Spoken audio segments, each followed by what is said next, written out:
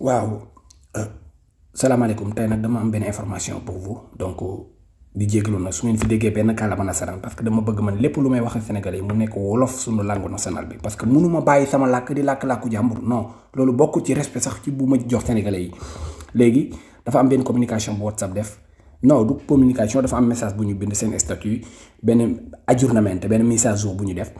di joxe information waaye information bi dafa am lu ci nekkul dëgg ñu bëgg a leeral loolu. léegi par exemple dañu wax ne man langue italien lañ ma ko envoyé par exemple dañu wax ne le novità di WhatsApp ora nello stato in causa di nuove funzioni e aggiornamenti ti informiamo qui nee nañ li xew ci maanaam nouveau message bi dinañ ko joxe fii information bi waaye dañu wax ne waa WhatsApp ñoom ci boppam mënuñu lire say données personnelles mënuñu lire say communication te loolu du dëgg voilà.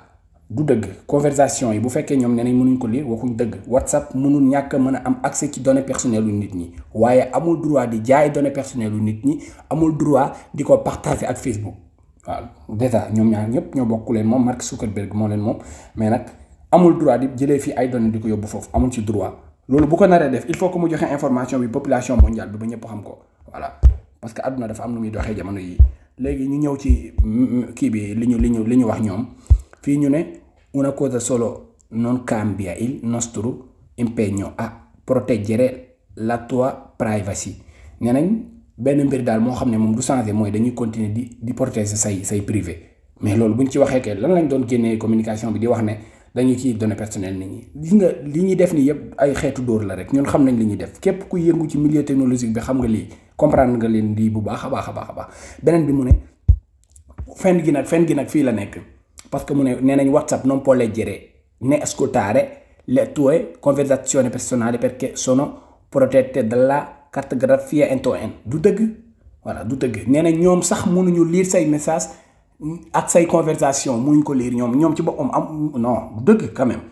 il faut que sénégalais yi ñoo xam lii tamit utiliser seen xel comprendre nga man waxuma kenn nga dem ci application bi waaye ku nekk ku sa xel dal rek ci WhatsApp mën nga continuer waaye man conseil bi may joxe mooy na sénégalais yi dem ci application yi dellu ci Imo Viber ñu dellu ci Line dem ci YouTube non may wax YouTube dem ci Signal wala Telegram yii yëpp ay application yu nit mën a utiliser la comprendre Imo dañ ko bàyyoon mais évolué na maintenant voilà du ma wax OnJaws di ko tudd parce que su ma ko tuddee ñu bari mën nañu am fu ñu foogee ne foofu laay waxee fekk waxeewuma foofu voilà OnJaws mu ngi fi yeneen application ñu ngi fi Telegram mu ngi fi Signal mu ngi fi. voilà donc ku bëgg lu am statut da ngay dem OnJaws mais ku bëgg leneen application bu neex rek moom yeneen a ngi fi voilà bii fii la mooy bu mujj bi lu ñu wax mooy continueremo en aggiornarti tramite lo stato comprendre nga donc dañuy continuer rek.